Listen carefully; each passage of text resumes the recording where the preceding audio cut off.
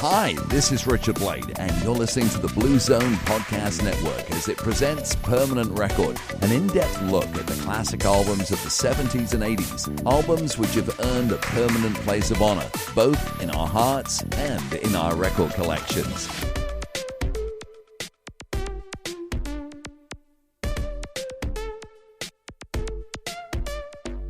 Hey there, Sarah. What's going on? Oh, not a whole lot, Brian. How about with you? Not too much over here on this side of the table. But, folks, we want to welcome you back to the Permanent Record Podcast. Yes, indeed. Glad to be back. We are glad. We told you last time, don't expect part 2 of the Martin Gore conversation in this episode. Yeah. Anyone looking for the second half of Counterfeit? You're going to have to wait a little bit longer. That's right, but I think we got some really good stuff for you in place of Martin Gore part 2. Oh, yeah. This is something that we are really excited about. It is very exciting for us. So there was an album that came out last year, right at the end of the year, called Music in a Time of Uncertainty. What a great title. Is there a more appropriate title for an album from 2020? I don't think so. And the band is called Blaklight, Blaklight. That's right. They are awesome. If you like the music we talk about here on the show, you're going to dig this record, trust me. Yeah, for sure. We got a chance to talk to Adam and Brian, the two guys from Blaklight. And they were so gracious with their time. They were great people to talk to. We had such a good conversation with them. And we hope you're going to enjoy it. I think you will. Let us tell you right off the bat here. We say this a couple times on the show, but if you like the music that you hear, and I think you're gonna, you can get all this music as digital downloads or on compact disc, which for old guys like me, that is cool. You just have to go to blaklight.bandcamp.com. That's right. Or just go to Bandcamp and type in Blaklight in the search. Yeah, it's a real simple way to get some really great music into your life. New single coming out next month. You'll want to get on board now so you can get that single when it hits the shop. Yeah, you're giving it all away, though. Let's get to the conversation. All right. So here we are. We sat down with Brian and Adam, talked about their music, and we hope you enjoy it. Thanks for listening.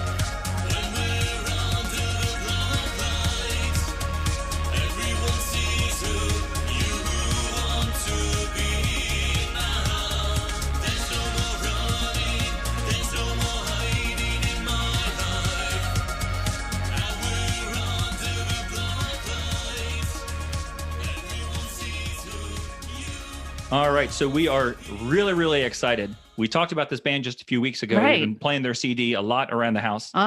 It's a real treat to be joined today here in the Blue Zone studios with the band Blaklight. Yes. We've sung their praises, and now we're going to get to talk to them. They're from Los Angeles, so they're 3 hours in the past, but they were nice enough to hook up with us here. And, of course, Blaklight is the team of Adam Collier and Brian Belknap. So Adam is the keyboardist and programmer of the band, and Brian takes care of lyrics, vocals, and vocal melodies. Hey, Brian, how's it going? Hey, Brian, how's it going? It's going well, Brian. Whoa, I'm confused now. That's what I'm trying to do. Thanks for having us. Sure. Thanks for making time to join us. Adam, how are you doing? Hey, I'm doing great. Thanks for having us. Yay. All right. So now you know the voices that go with each of the members of the band. And we're just going to get started. Just jump right into this. Yeah. Something we'd like to know with talented musicians that we are lucky enough to talk to. Did you grow up with music being an important thing to you, like in your household as you were a kid? Was it a concern for you and your family? Yeah, definitely. Growing up, music was always around. My dad was in bands in high school. He was a drummer. So music was always something we were listening to in the house. My dad was going to the record stores and picking up vinyl. I was telling Sarah earlier when we first started chatting that the first concert my parents took me to was Kiss in the first grade. So I started young, kept going to shows, and yeah, it's just definitely always something that was always around. That's cool. How about you, Adam? Yeah, I mean, my parents were big country fans, so I'm a fan of like the old country, like Willie Nelson and things like that. And then my brothers listened to Crosby, Stills and Nash, Van Halen, music like that. And then I was the oddball and started listening to Devo and Soft Cell and things like that. Yeah, my influences are all over the board, and I like all types of music. So it was always playing in our house. I know that you're telling the truth with that one, that you like all kinds of music, because we were spying on you last night on your Facebook page, and we were like, hey, look, he's sharing Celebrate the Nun, and he's sharing Red Flag. Oh my God, these bands that we didn't think people really were aware of. And then Sarah's like, hey, he's sharing Cheap Trick. and Cheap Trick is one of the groups that we argue about here in my house. We've been to like over 200 concerts together, but Sarah refused to go see Cheap Trick with me. So I went by myself. Wow. Yeah, I mean, speaking of Red Flag and like there's C'est Déjà Vu and Seven Red Seven, I'm a big fan of late 80s, early 90s music. So awesome. So I guess you were listening to the music in the early 90s, and that maybe is then the answer to the question that I have for you. Was it Brian's work with Mind Machine that brought you two together? It actually was. They asked me to do a remix for one of their songs, and I enjoyed it so much, and I enjoyed Brian's voice so much because it actually reminds me of that time. I started a project where I was working with different vocalists for each song, and I hooked up with Brian, and I liked it so much, and it fit in with what I wanted to do, and I just started writing a bunch more songs and sent them off to him, and he luckily enjoyed them. Now, that project that you were doing with the different vocalists for each song, was that Crush 333? No, that'll be Full Frontal Disco. Oh, okay. Oh, okay. Okay, that one is not really out there yet, right? It's not. I've just got a page up for it, and I'm mixing songs as we speak. Yeah, the first song will come out in the next couple of months, probably. Oh, all cool. right. We will wait eagerly for that. Yeah, we looked into Crush 333 and MDA. We like both of what we could find on YouTube. Under the name Crush 333, you have a song called Picasso in Paris, which I thought was really cool.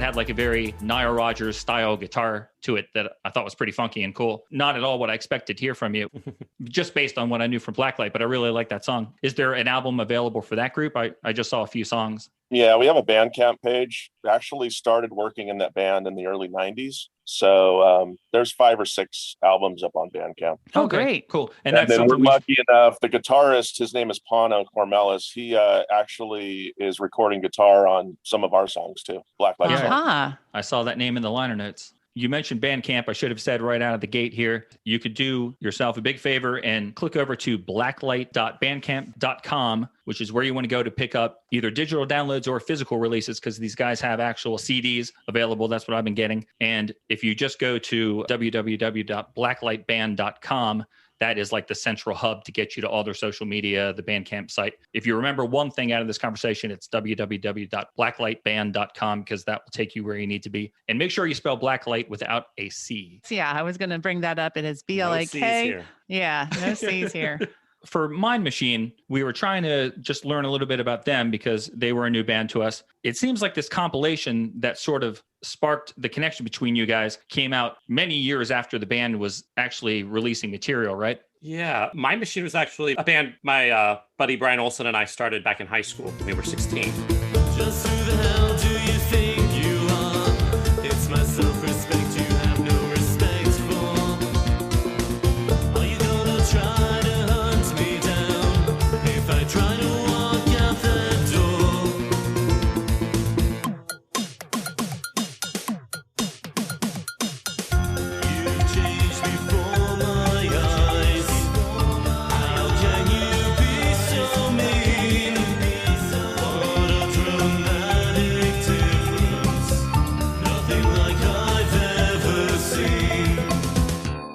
my gosh. We went from 1989 till around 91, just recording stuff. We played a few shows. Then college came along. We didn't really split up, but we kind of were a little bit distant and didn't really do much music together. On and off until 95 was around the last time we recorded something together, until around, was it like 2015, 2016? I forget when it was, when we reconnected again and started talking about music and started taking some of our old recordings we never finished, or Brian never finished, another Brian to make it more complicated. Right. We worked on those and put some of those out and thought it might be fun to start making some new music. So a couple of years back, we recorded a new album together. And following that, we put out the remix album where I hooked up with Adam because I found him through his work with MDA and loved what he did and thought he would be fantastic for the song that I asked him to do. MDA is really cool. They have a very familiar sound in terms of like 80s fans. I think like any fan in the 80s who was listening to like Vince Clarke, any of the Vince Clarke bands will really dig that band. Yeah.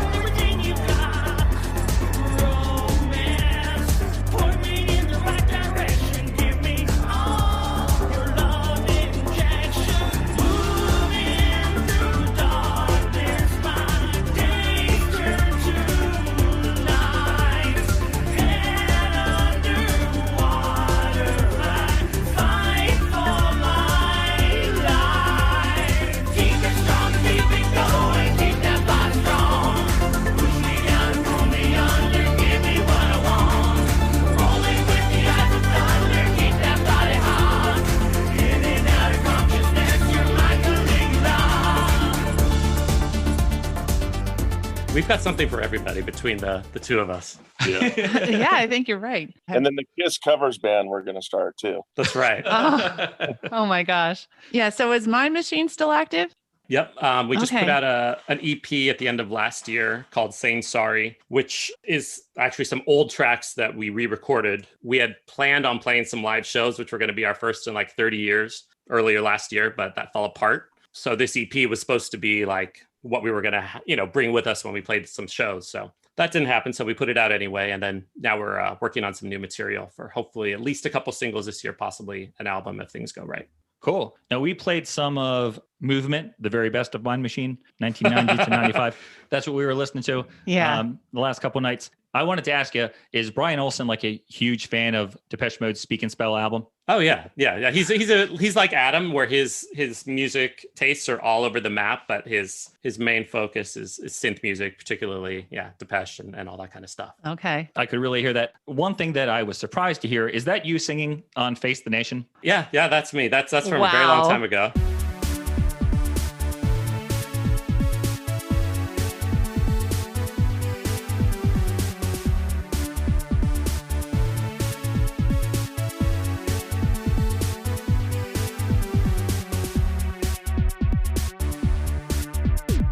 I don't really know which way that I should go, but I know that I love you. Now it's just a matter of letting you know. Destination with investigation. It's either that or a disposition of isolation, disintegration of the heart, but I can't let that be the situation. That didn't sound like you at all. That's 16-year-old me. Oh, that's 16-year-old. Oh my gosh. That's one of the very first songs we ever recorded. We have crazy old tapes of us, like with, we set up a boom box and, had our little Casio keyboards and would record. And that one was one of the first ones we put to like a 4-track tape or something like that. Oh my gosh. Is this So yeah, just the thing that's that really old. that's the thing that Brian's do? Because this Brian here with me has done that very same thing, record with a Casio keyboard on a boombox. The Rocket Dudes. We were the Rocket Dudes. Ooh, that's pretty cool.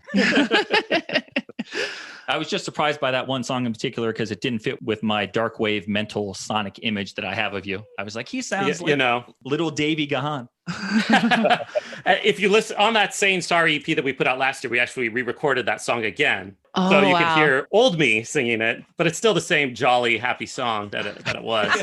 my Mind Machine bandmate writes all the music and lyrics for Mind Machine. I don't have anything to do with any of that. He sends me a tape, not anymore, sends me a file with him singing the song with all the lyrics written out. And I take that and then try and sing it my way and go from there. So it's a little bit different from how we, Adam and I work. Why don't we talk about that a little bit, the way you guys collaborate to come up with this music? So what is the difference, Adam, between a Blaklight song and the music for your other projects? The main difference is I'm doing all the music myself. Well, for MDA, I do the music myself too. But for Crush, it was a collaboration with the singer and I. So yeah, with Blaklight, I just do it all myself and then send over the MP3 over to Brian and let him put his stuff on it. Something I was curious about for this, like you're currently working on the Full Frontal Disco project. Say you sit down and you start working on a song. Do you know when you sit down, this is going to be a song to send to Brian for Blaklight? Or do you know that this is going to be a song for Full Frontal Disco? Or do you realize it along the way as you hear the song form in your mind? I realize it along the way.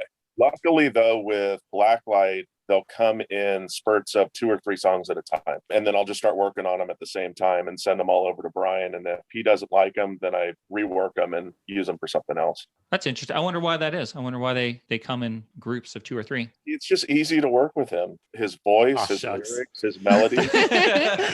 Yeah, I mean, I every couple of days, while it seems like it was, I was sending over new material over to Brian, and I was kind of afraid that I was overwhelming him for a while. We've got 10 songs for the next album already. Oh, Yeah. that's great. Oh my gosh. That he sent me. We have one that's finished that we've already released on a compilation called The Fallen, but we have 9 new ones that are all in my court to finish writing the words for and recording that hopefully I'll get done in the next month or 2. Wow. Who holds up the process more, Adam or Brian? I don't think it's either. It's probably, I don't want to say it's both of us. I mean, I think we take the right amount of time. I'll send him over nearly completed songs. And then when he sends me back all of his vocal parts, then I'll take away or add more to the song. Okay. So, I mean, I could take longer too, because I'm reworking them a little bit and then mastering them. All right. So Okay. you do pass it back and forth a few times. Yeah, it kind of depends. Sometimes if we have a deadline or something where, we're trying to get something done within a week, we can get it done in a week. That's not a problem. Other times when we have more time, it's a little bit easier to let it kind of flow and take some more time till we realize, oh, shoot, I got to get to work on that stuff. Yeah, we were working on a new song and Brian actually asked me to do a key change. So it came back to me, then I'll send it back to him. And so this one will go back and forth quite a few times, I think, which is good. Yeah. So when you got that note to change the key, were you like, oh, I don't want to do that? Do you guys ever veto each other's ideas? Not yet. Blaklight's the easiest project that I've ever worked on. I mean, Brian and I are totally in sync, which is very nice. That's awesome. Now, you're both in the Los Angeles general area, correct? Yes. But I'm in you North are- Hollywood. Yeah, and I'm in Long Beach. But you're collaborating mostly over the internet and you don't really ever physically get together, right? We haven't gotten together to work on songs. No, they've all been done over the internet. We've gotten together a few times at shows, but everything else has been just online. Wow, that's so cool. Wow. That is great. And I was going to ask you, I'll just mention it now because you said shows. If the world were more normal, would you have released the album and then promoted it through live appearances and stuff and maybe not have started this new, my point of the question is I'm super shocked that you have 10 songs already done for the next album when it seems like, when did this come out? Like October was the album out? November. November. First week of November. That's crazy. Yeah. That's crazy. In He a works different really world, fast. You have no idea. would that have been the case though if things were normal, or would you have taken a break to play shows and promote it and stuff like that?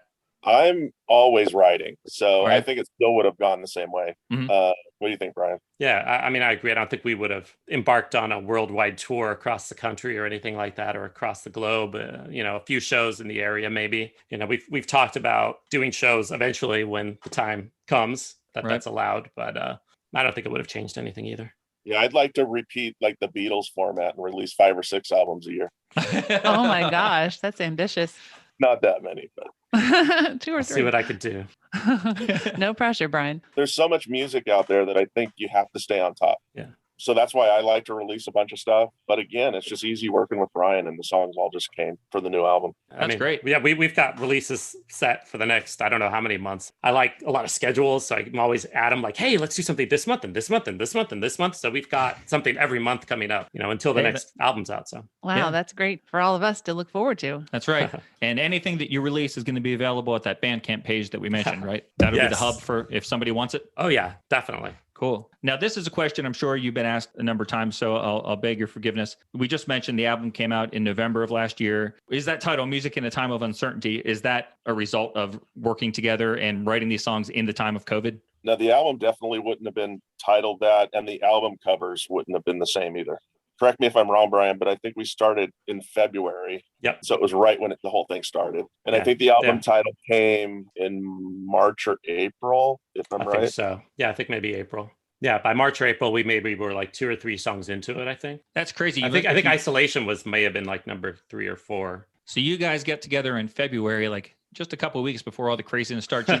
I'm sure you were super psyched. You had this new band, you're writing great music, and you have all these hopes for it, and then everything just turns terrible in 1 month time. I'm glad you were able to keep working and get the album done. It took a little bit to figure out how to, at least, speaking for myself, figure out how to work, because I originally the first couple songs I would write like driving back and forth to work, because that's when I had my free time. Yeah. So I'd be listening to the demos and humming along and trying to remember things, and like I'd park the car and try and hum some stuff along. Like, okay, so I got some ideas, and then on the way back home, continue that process. And then when I had bits and bobs of time at work, try and write some lyrics here and there. But actually being home and working from home, once I figured out the rhythm and dealing with the kids at school, Zoom school, I was able to find time during the day to like step aside and go and record some bits here and there, work at the end of the day, at the end of the work day. It ended up being actually pretty helpful in that sense to have that time at home to do it. So, when if I do ever go back to an office, having to adjust and figure out how to work again is going to be another thing to investigate.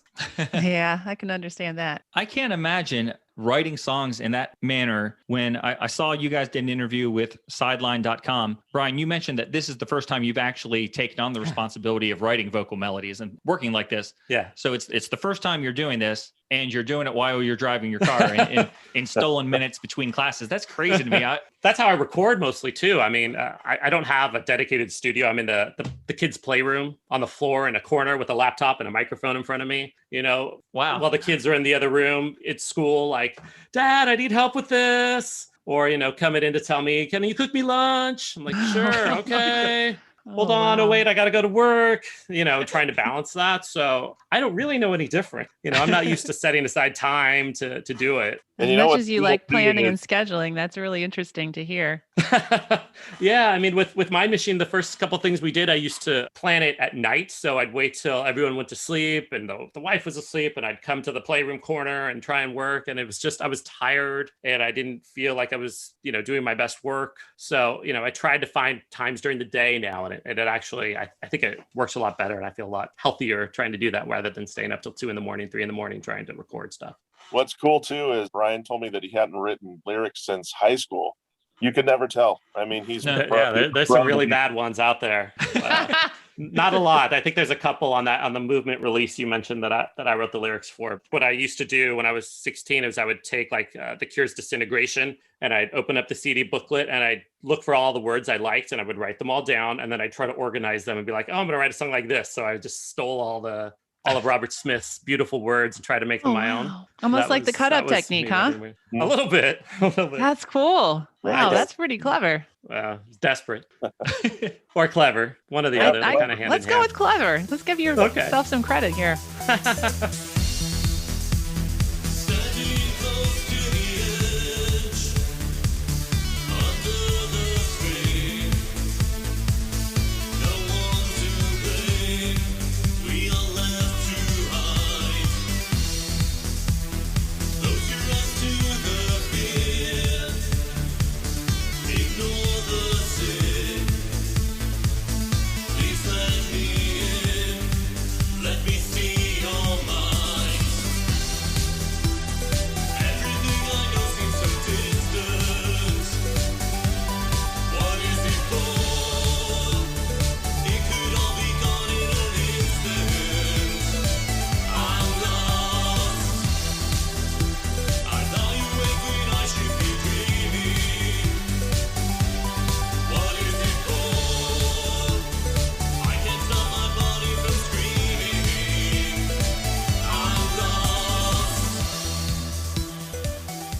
Adam, one of the things I really like about your music is I think the synths all sound great. The drum tracks sound awesome. One of the things that I think that's different about what I'm hearing on Blaklight is the fill-ins, the short little bursts of drum patterns in between like a verse and a chorus. Like each and every one of the fill-ins on this album has a totally different sound to it. And you know, the drums in a song may have a certain sound to it, but then when this quick burst of fill-in happens, it sounds different. And either like it sonically sounds different or there's like an interesting timing to it.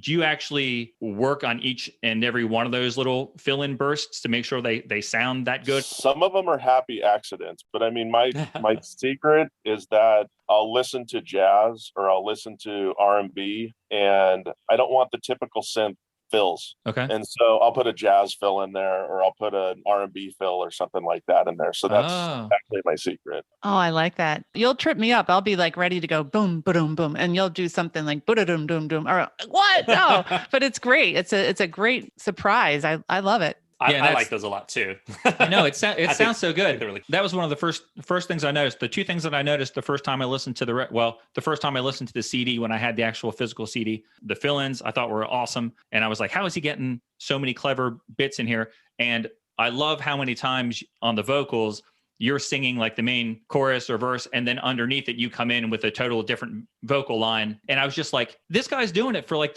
he's never been asked to write vocal melodies before. And he's writing great songs. And he's also doing these clever little bits that to me seem like they should be really hard. You made it look really easy. Oh, shucks. Thanks. I try. That's my little go-to is layer my vocals on top of each other. Because it's just me. I got to make it sound like try and make it more interesting. And, you know, and a lot of people like layer the vocals to make harmonies and stuff, but they're singing the same words. But you write another sentence that is different lyrics and a different melody to go underneath it. It sounds cool. Yeah. It's a really good effect. Now, one of the most exciting things in the world of Blaklight is that just yesterday, you guys released a brand new 12-inch. Yay! For a track called Unknown Love. Shattered fears lay across the floor, push me to collapse. I try to pull away. Vision blinds, darkness shines. I'm fractured, broken lines, heal and divide. I'm captured. If you are there, you are my unknown. Here to nowhere, you are my unknown love.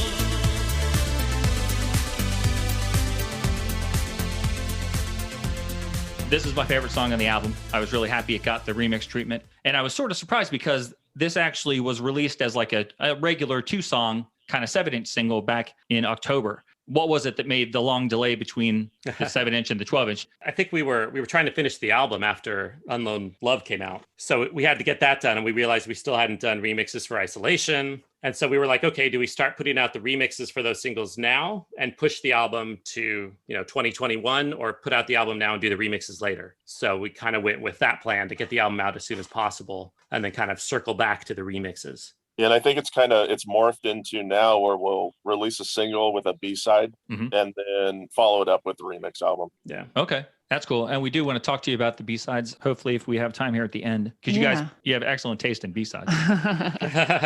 Thank you. It's Adam who picked them all. Oh, wow. Oh, really? No, it's both of us. Oh, stop. Well, one of the remixes that you did for Unknown Love is called the Matthias remix. And that sounds really interesting. And we were wondering if that was deliberately influenced by Depeche Mode, because we were both hearing snippets from all different eras of Depeche Mode mostly, but like See You, we heard Suffer Well, things like that. It actually felt a lot like Playing the Angel. Do you know if that was intentional? Well, Matt Danforth is behind Matthias, and he's up in Canada, and he's a huge fan of Erasure. But I noticed that too when he sent the remix. There was the See You type riff going on, which surprised me. And then he threw in some Vince Clarke type things too. But he just did his thing. I mean, Matt's great. It was a great mix. The very first mix on that, I love that as well. It kind of has the same kind of like grungy, dirty feel that you get from Personal Jesus. I'm not saying that it sounds like Personal Jesus. I'm just saying that same tone and that feel you get in that mix of your song, which I really, really liked. Yeah. He keeps exclaiming about it every time it comes. Oh yeah, this is great.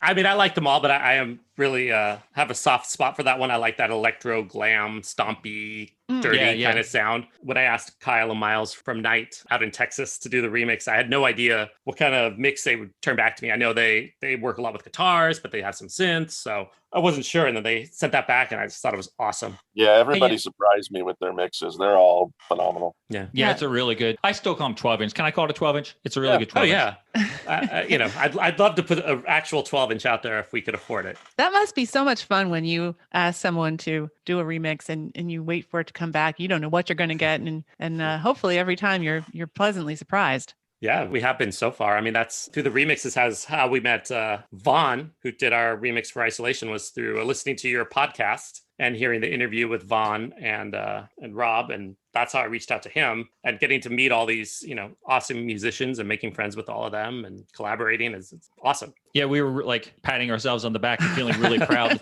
that we brought the two of you guys, two entities together, because we love that mix. White light shines through the shadow room. Whispers cry, it's cold underneath the moon. Longing taking over me. Your embrace alone, it's all I need. Come on, take my hand. Take my hand. And let's dance in isolation. Can't you understand? Understand. So let's dance in isolation. I don't know if we should say this, but we actually did get a sneak peek of it because we went to Vaughn's house early in the fall and we had a pizza party outside on his porch. He shared the mix with us, so we did get to hear it, and we were like, "Oh, this is awesome!" Yeah, we were pretty excited. Yeah, I like Vaughn. He's a great guy. He's really cool. With you guys being on the West Coast, has he lectured you about your pizza at all? He's really into pizza, and so I can He imagine. told me I'm invited for pizza. Oh, that's good. Yeah. I wasn't sure what his opinions would be on, California pizza, because he seems very Philly focused. And New York, actually. Oh yeah, New York He too. loves his New York pizza. He does. Yep. So Unknown Love, like I said, that's my favorite song in the album. I always feel kind of bad, picking a single as my favorite song, but it's a great song. I don't really have a great question about it. I was just wondering if there was anything interesting about that song from a writing or recording process that you could share with us. I know that when Adam sent me the first recording of it, it was titled Unknown. Mm-hmm. And so what I did when I wrote all these songs or all these lyrics is I took his working titles. So like Isolation was called Isolation when I got it. Okay. The Sound, I think, was called Sound.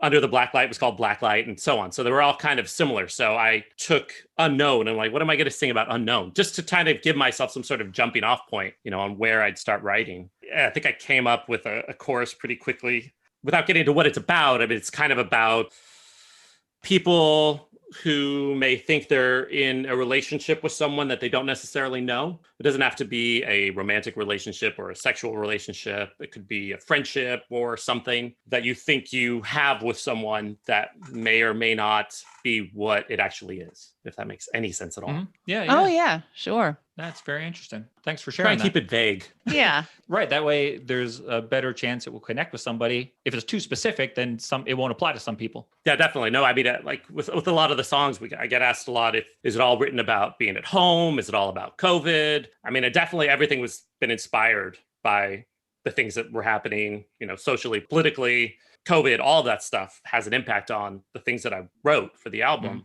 But I tried to make them general and wide enough of a net that it's not so locked in. I'm not saying I woke up today and I put on a mask and now I can't breathe. And, I wanted to make it more. So 5 years from now, it's not just a COVID album. It's an album. Yeah. Where I think a lot of the Yeah. songs can relate to people not at this particular time. Yeah, I don't yeah. even ask them what they mean. I like to keep my own interpretation of them too. One thing that I don't like about some songs is if you put a person's name in it, it's not personal anymore. So I kind of shy away from things like that. Oh, okay.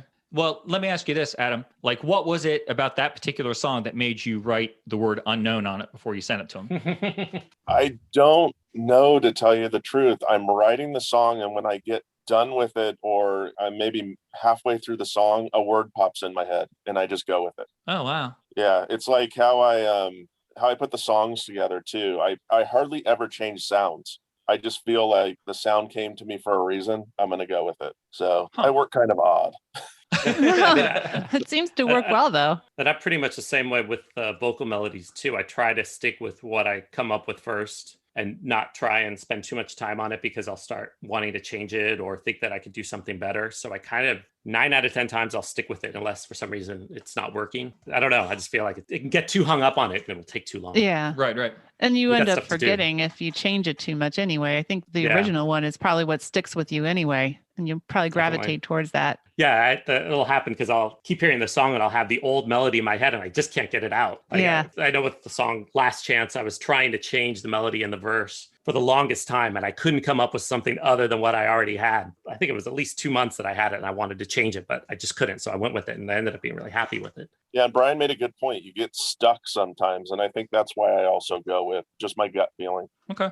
I was going to let Sarah jump in here because I talk too much as it is, but I can't help but jump in because you mentioned Last Chance. Yeah. Last Chance is awesome.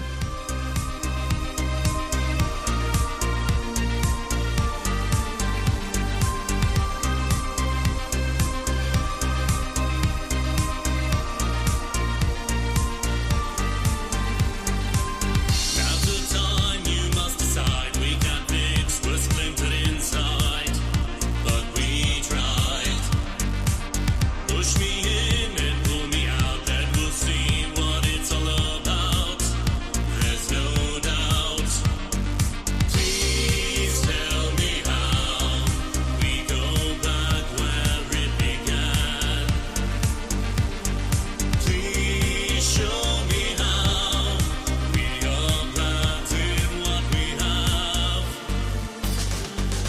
This is our last chance. We have to move on.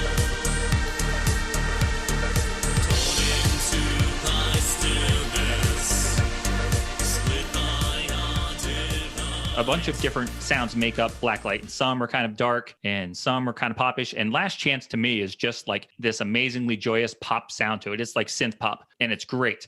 When I was listening to the album, that song came on. I said, oh, this is a great last song. They are ending this album so strongly.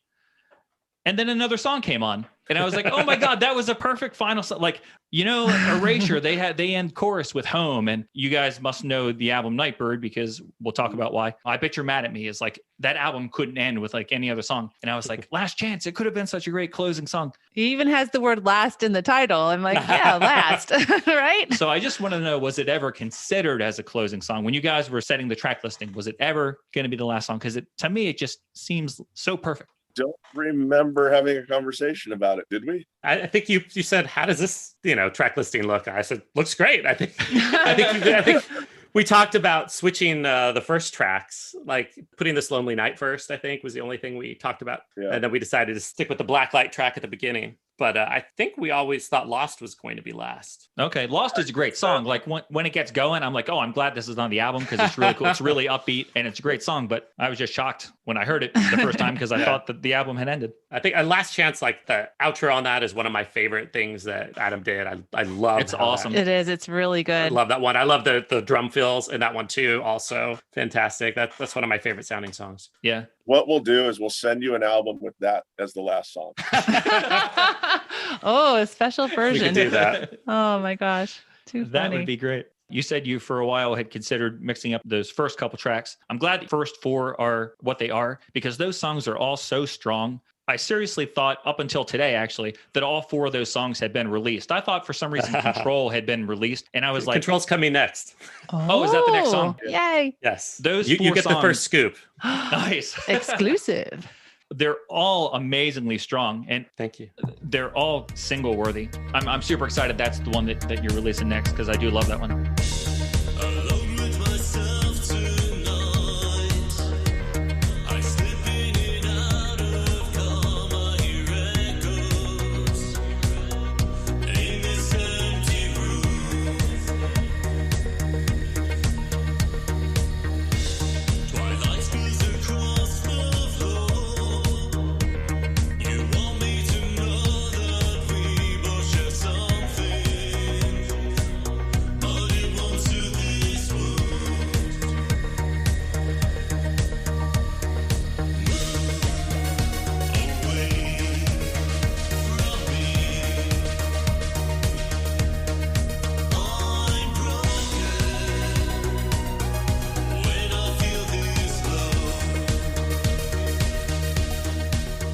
Isn't there a famous Joy Division song called Control? Yeah, there's I one thought- called Isolation too. Oh, is there? Yeah. I know my New Order. I don't know my Joy Division. Joy Division has a song called She's Lost Control. Oh, yeah, Oh, that's okay. right. When I found out today that it was not a single, I was like, oh, they probably won't release that one because they won't want to put people in mind of that Joy Division song. So I'm glad that you're doing it because I don't care about Joy Division. Well, we have a really cool B-side to go along with it too. So I should be didn't get finishing it right now. The family's out, and now is my time. And here we are taking So when that we're time done from you. chatting, I have to record the last 2 lines. So Oh, man. We're hindering your work. Oh, No. man. no, I this got is plenty cool. of time. So on those remix collections that you've released so far, you have these stripped versions of the songs. They're like an acoustic mix, and they really work well in that format. Did you think that it would be difficult, or do you think that it's difficult to write an electronic song that translates well to acoustic? The way that I think actually is an acoustic anyways.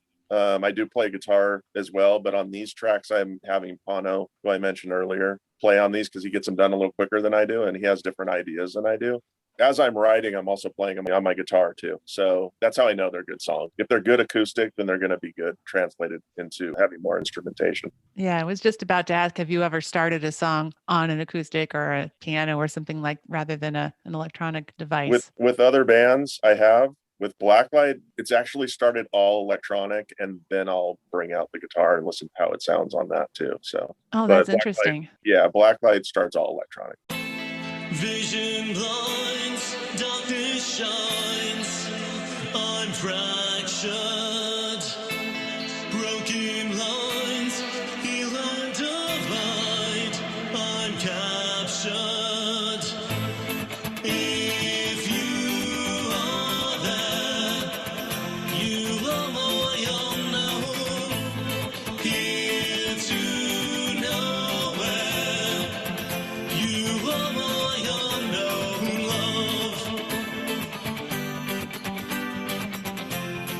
Brian, do you like the sound of those acoustic mixes when you hear it? Oh, yeah, definitely. I know there's some people out there who might not want to hear guitars on our songs, who like pure synths, but I like the guitars and I think they're really awesome. When Adam sent me the first one, I don't know if you had told me what you were doing, that you were doing these acoustic mixes when you sent me the first one for Isolation. If you just sent it to me and say, hey, I got a surprise for you.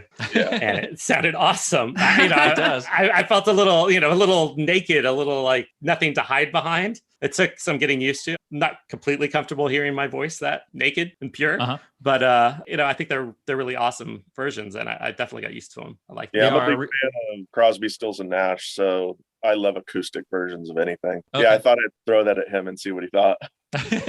And now we can't stop, so we're doing them all the time. Oh, good. Sounds like there's more in the future.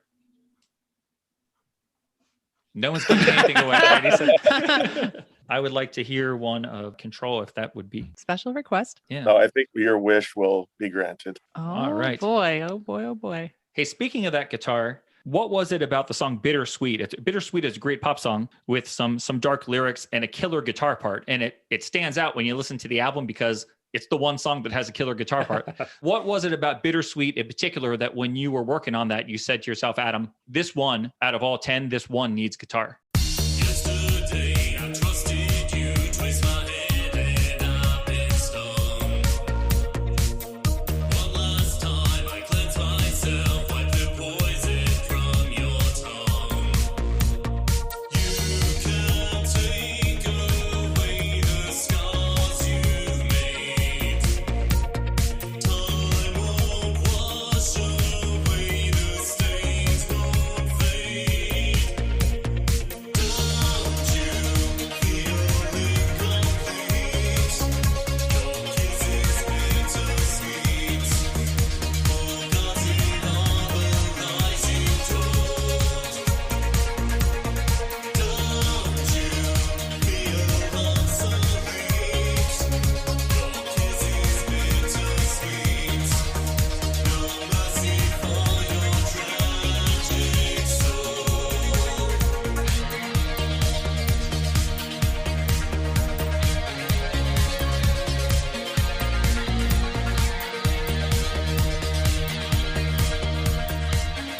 I always kept that song pretty bare, and I went through a time where was I going to keep it that bare, or do I want to try something else? And that's the first time I brought Pano back on to see what he could do. and I thought it had a great groove to it just by itself, but I wanted to see what he could bring to the table, and we actually kept it. Yeah, it sounds really great. That's second half of the album, a side 2 highlight, if we were going to talk about this like it was a cassette. Or an album. Oh, I want to do a cassette too. Yeah. Why do people want to do cassettes? I don't get that.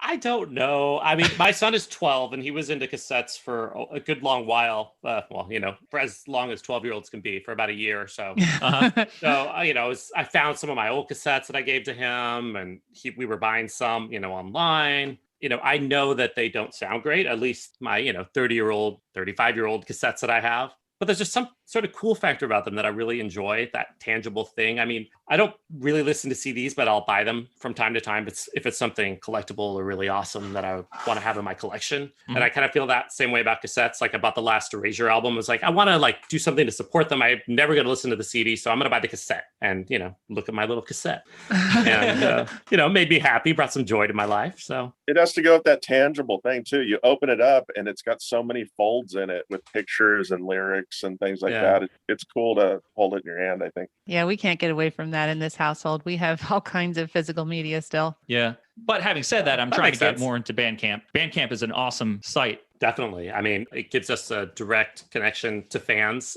apart from social media, where they can go to our page and they could buy directly from us, and they could buy a t-shirt, they can buy the CD. It's different from streaming. It's different from Spotify, which, it has its purposes too, but Bandcamp is doing some good things. Yeah, it just seems more like a community than, something like Spotify. Spotify's a service. Bandcamp's a community. I'd agree with that. I kind of get sucked in by the Bandcamp Friday. I think that's a cool thing that they do. Yeah, we like it too. I mean, we're not alone in trying to schedule releases around Bandcamp Friday, because people are already going there with the mindset that, I'm going to go and spend some money and support some artists. And Adam and I are lucky we're not in a position where the music is funding our livelihood. This is our side fun that we get to have. But there are a lot of musicians out there where they haven't been on the road and they have no merch sales, and, they need that income. And it's a really important thing. And I tried to do my best to go out there and support all the bands that I'm fans of on Bandcamp Friday. Very cool. Very cool. And I'm glad you guys, even though you're selling all your stuff through Bandcamp, that's where you want to go if you want to buy music from Blaklight. I'm really glad that along with the digital releases for pretty much everything except for those 7-inch singles, you guys have physical CDs that we can get as well. I'd like to have vinyl too, but that's just me. I imagine that's really expensive. Yeah. For album number 3 or 4, maybe we can get that. Oh, wow, that's great. Yeah, That'll be next year. I still wish everything was vinyl. And in my opinion, vinyl sounds so much better. Would you say vinyl sounds so much better only to people who have like a super expensive turntable? Or would you say even if you're going to get like an entry-level turntable, you can still appreciate the benefits? I think you can still appreciate the benefits. Digital is so compressed and it's just made to be loud. Uh-huh. So it's kind of tricky to do mixes so that everybody can hear all the little things that you put in the songs, where vinyl just has a wider sound. Digital's very narrow and loud, and vinyl is a wider sound. Now that is going to be limited by the amount of material they put on one side of the record, right? If they try to put like 25 minutes of music on one side, you're going to lose some of those benefits, right? Well, yeah. So when you mix the songs, do you mix them specifically for the digital, or do you try to make it sound good? And, if it were going to be in vinyl, do you have that in mind as you're listening to your mix and your levels? I mix it as if I were listening to vinyl. Yeah, that might be why we sound a little different too. I'm not sure. When you guys were working with Von Herzog on Isolation, did he tell you about his truth teller in his studio? Oh, I didn't hear it. No. In the middle of his studio, it's in a place of honor. He has this beat up boombox. Once he gets the mix, he sends it to that boombox so it comes out through those speakers. And he said that's the truth teller, because it'll tell him if the mix is right or not. That's smart. I mean, I have to take them from monitors to headphones to the car is how I do it. Sounds good in the car, then that's the truth test for me. But his is one step better.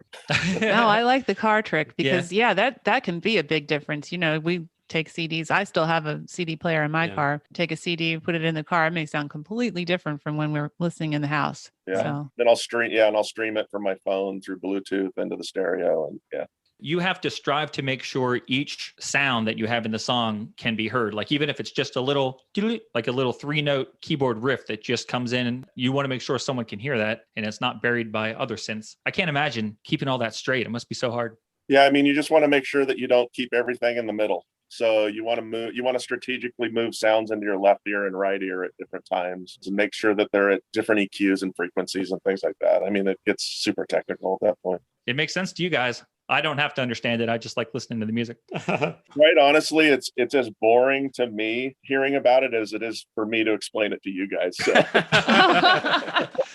That's funny. Well, we'll move on then. I'll just leave it as it's magic. Okay. Okay. It's magic. It is it's audio magic. You know, you talked earlier about how the sleeves for these singles and the album would have been different had they been released in a different 2020. You know, I really like these album covers that you guys have put together. I think that you've done a really good job with all the singles. They visually connect to the album. It does look like, you know, one campaign to promote these songs, and it's a uniform look. I was wondering what the process was for coming up with the, you know, the ideas and taking the photos and doing the design work. I'm really lucky because my brother, Kevin, my older brother, is a photographer, and he's taking pictures all the time.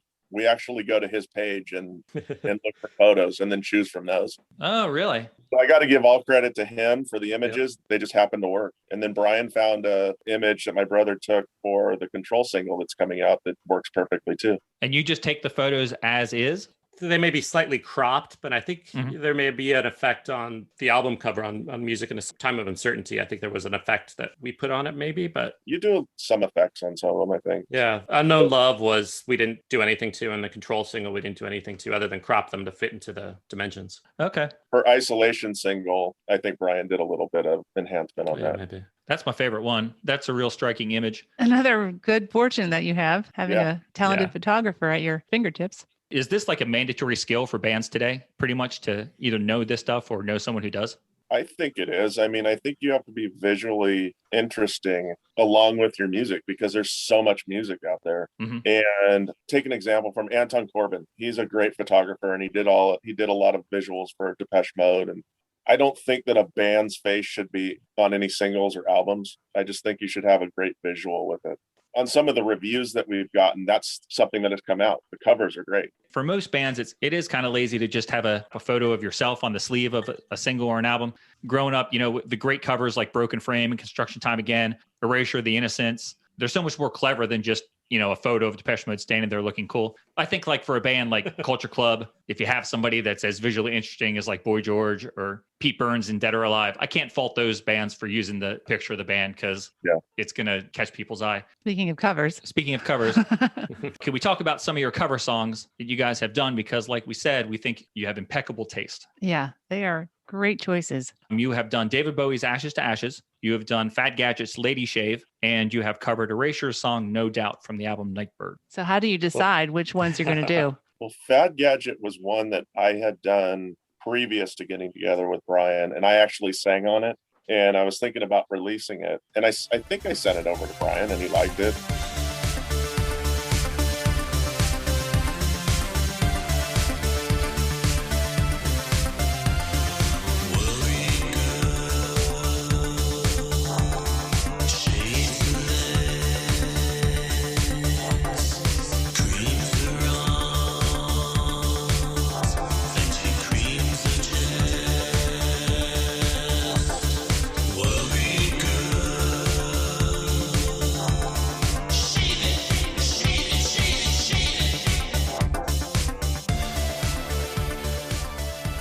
I just wanted to have Brian's voice on it, and I think we just agreed to release it as a B-side, and that's for Isolation. And then we decided that's what we wanted to do for all of our single releases too.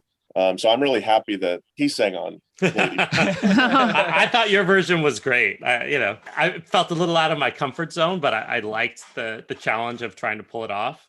You know, that's the fun of doing the covers is, I mean, how do you live up to these recordings that we've listened to for 30, 40 years that we love, you know, by these artists that we love who are so incredibly talented? And how do we make it our own without comparing ourselves to what they're doing? We just have to let it all go and try and have some fun with it. You know, I'm not going to be David Bowie. It's just not going to happen, but I'm going to have fun with singing the song that I get to sing it in the shower or singing in karaoke, try and make it my own version. Were you a Fad Gadget fan when he sent you that song, or did you have to? Yeah, that's my favorite Fad Gadget song. So it was perfect. Okay. Oh, wow, that's great. And for Ashes to Ashes, that's just my favorite song by Bowie.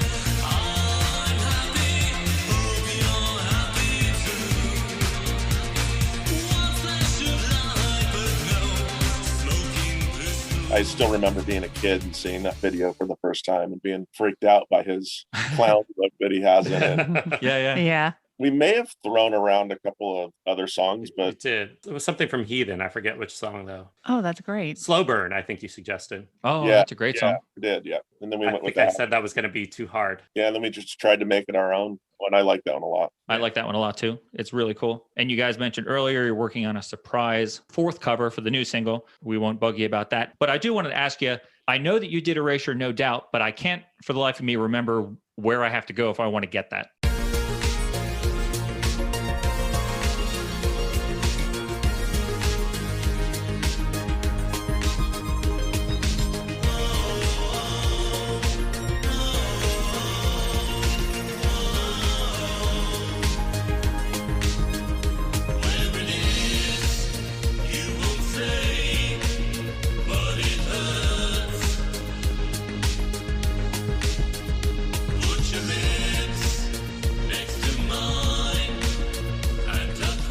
Oh, it's an Electro Zombies tribute to Yes. Erasure. Yes. It's a website that does, news and features and focuses on music, and they put together various tribute compilations from time to time. And they had reached out to us and asked if we wanted to do a song. They had a list of songs that were there, and we took a few minutes to figure out which one we wanted to do. I think Adam suggested doing No Doubt. That's one of my favorite songs. Nightbird's one of my favorite albums from them. And that's my favorite song off of the album. So I was happy to see that on the list. It's so good. That Yeah. album is just sublime. Nightbird is amazing. Like they're after so many years, I was getting every Erasure album, but after like Love Boat and other people's songs, I was actually kind of down on Erasure and just buying them because I always bought them. Me And too. Nightbird, every song is fantastic. Every song. Yeah, the song's brilliant. They went back to, I think, their original way of writing. It just worked. I think they even produced it themselves. I could be wrong, but that may have been Sure. why it sounded like it did too. What do you guys think about the Neon? I thought that was their best album since Nightbird, actually. I agree with you. I think they produced that one themselves too. Yep. And they went back to form. I mean, that was a great album too. Yeah, the ones in between Nightbird and the Neon, I don't even listen to, tell you the truth. Yeah. Yeah. I don't either. I really like both of those. And I love that you keep saying return to form because that's exactly the phrase that's in my head as I think about these Yeah. two albums. Classic, traditional Erasure. Yeah. Yeah, I think they good. tried to fit in too much with the times, and that doesn't work for them. Vince Clarke and Andy Bell just have to do what they do, I think. I don't want to hear them sounding like other people. I want, to hear Erasure. Yeah, that was definitely the problem with Tomorrow's World. The producer was such a presence on that album. He overpowered the Vince Clarke sound. Don't do that to Vince. Let Vince be Vince. So we wanted to also ask you guys, Brian, we sort of talked about this online. We recently did a series of shows on David Bowie just because it had been 5 years since he passed. We had some of our friends who have other podcasts come on and we just sort of talked for 3 hours.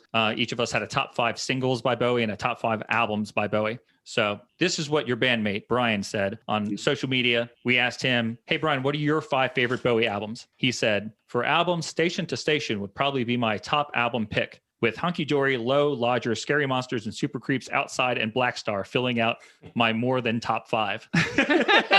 He refused to commit to a top 5. It is hard, but I know. that's the point of the exercise. Adam, if you had to limit yourself to just 5 Bowie albums, I would have said the same thing Brian said, tell you the truth. I'm not trying to take Wow, the easy same way out. ones. I'm not trying to take the easy way out, but he hit it spot on. Oh, that's so interesting. You'd pick Outside and Black Star as well. Oh, yeah. That's great. we were both, Sarah and I both shocked the other guys one of the other guys on the podcast because we have a ton of love for Earthling. I love Earthling too. I just think there's a couple songs I could do without. Okay. Otherwise, it would move up higher. Okay. For me, Outside, I love the main songs on Outside, but I think the album would move up if I didn't have to sit through like 20 minutes of the characters, like talking with the Right. crazy voices and stuff. If it was just songs, I would probably like it more. So that's why I put Earthling before Outside. Brian didn't go with the top 5 singles, but he did say that Strangers When We Meet and Absolute Beginners are both sublime. If you had to pick like a top 3 David Bowie singles, Adam, what would you go with? It would be Ashes to Ashes. I love Let's Dance and China Girl. Oh, cool. Oh, wow. Great. I'm really happy to see that for both of you, like recent Bowie connected with you because, so many people say like since 1983, he kind of stinks, but which is so far from the truth. I know. I was really glad that you guys ranked Outside and Black Star so high. Yeah. Black Star, I find it hard to listen to. Do you guys listen to that one for like enjoyment? Yes. I do. Interesting. I mean, for me, the later years for Bowie, that's really when I got into him too. Was really around '97. Before that, I'd always thought of him as my dad's music because my dad was a big Bowie fan. I ignored him through most of the '80s, and it wasn't really until maybe like Hello Space Boy with the Pet Shop Boys, and I was like, oh, what is this? Yeah, and then it got into like '97, and I think it was some sort of like MTV, like at the 10 spot David Bowie concert or something they put on for the Earthling tour. And I was just blown away. And then I started like going backwards, and then I went all the way forwards with him. And that's from awesome. that point, so all of that later year stuff, that was the current music for me. That's actually very similar to the experience Brian and I had.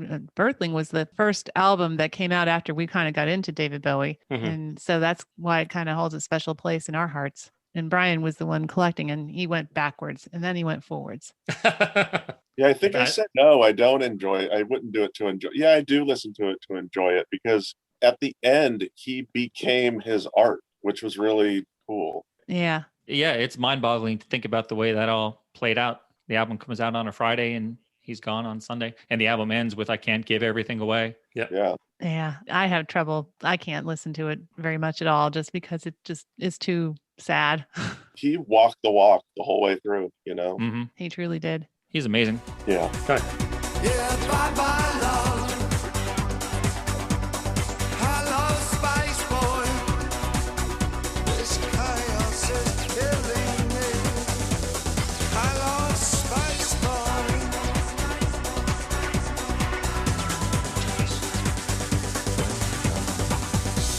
Ground to Major, bye bye Tom.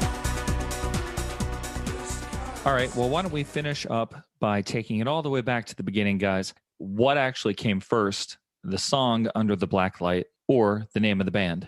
I think you sent me this. That was the first song that we worked on. Yeah. And I think you said, here's a song. It's called Blaklight or Under the Blaklight. And I think we should say Blaklight by Blaklight. I can't even remember how you phrased it. When I wrote the song, I had the project name in mind, which was Blaklight. And since I was doing it I was asking Brian to do it for the Full Frontal Disco project because every song is different styles on that album. I thought, how can I throw this project name in there that I wish that I had into a song? So I sent him the title of the band name as the song title. Oh, wow. That's cool. Oh my gosh. That's great. And then it just happened to work out. That's awesome. I like it. I'm glad we asked. Subliminally, I was calling him to the dark side. That's great that it did work out because I love this record. We've been playing it all the time around the house. Yeah, it's a great song or a great album. And I am so excited that you guys are working so well together and have all this stuff in store for us to listen to in the next few months. Yeah, I'm really excited about the next album. I think you guys will really like it. Cool. So we have another single, which is coming out in a month's time, did you say? Is that Control is next month? Yep. Are With the you mystery B-side? with the mystery B-side? Mystery B-side. And then what's your I know that you don't have anything set in stone, but what's your estimate for the next album? Is that going to be summertime maybe? We have Control in April. We have the Control remixes in May. And I think on our tentative calendar, we put whatever the first album single would be in June. Wow. Every So, month, something new to look July, forward to. August. That's awesome. however That's long it great takes us to news. finish. And in between there, we're doing Yeah. remixes by other artists too. So there's a lot Oh, of yeah. it's coming out. Very cool. So, folks, all these albums and singles that we have talked about today and all the ones that we just mentioned that are coming in the future, you get those by going to blacklight.bandcamp.com. And that's where you can get the digital versions or the physical versions. And if you want to follow Brian and Adam on social media, just go to blacklightband.com and that will give you a link to all the different sites, Twitter, Facebook. That's where you want to go to find them. And we'd highly recommend it because we love this record and you want to be on board for what's coming next. Trust me. Brian and Adam, we want to thank you guys so much for giving up part of your weekend to sit in here with us and just talk music. We really appreciate it. Oh, so do we. It's been really fun. Thank you so much for all your support online and having us here for the interview. We really appreciate it. Yeah, thank you so much for everything. You guys are a lot of fun. Well, this has been great, guys. I really, really thank you for, especially if you could have been working on album stuff. Boy, really appreciate you taking I the got to time. finish that B-side. No, Yeah. it won't take long. I can't believe Almost done. you only have two So lines close. to record. Oh, They're hard ones, though. I tried to do them yesterday, but I ran out of steam. So What is the first word of that first line? la? La, Yep. Oh of the my line gosh. that I need to record. Yeah. It's a Yeah, line yeah. in the song. the Okay. Killing There you Moon. go. That's my guess. That is on a possible cover. That was thrown around for this B-side. Nice. Oh, really? I mean, I could totally see you guys doing that. And I think that's a pretty difficult song to sing, too. So it just seemed like a good guess. That's one of my favorite songs of all time. So. Oh, yeah, it's amazing. I don't believe in fear. My soul is bent. It's clear I've been tranquilized. Daylight must shade. It won't erase the pain we've all paralyzed. Trying to be strong before it all goes wrong, but it won't be long. I can see it coming. Can you hear her cries? I open up my eyes. Something in me fades and dies. I remember nothing. And there you have it. Thank you so much for tuning in for our interview with Adam and Brian from Blaklight. They were good guys. Oh, yeah, that was a lot of fun. I'm really glad they took the time to talk with us. It was really fun. That was awesome, especially since we've been playing the CD so much, and I love that new single, Unknown Love. Yeah.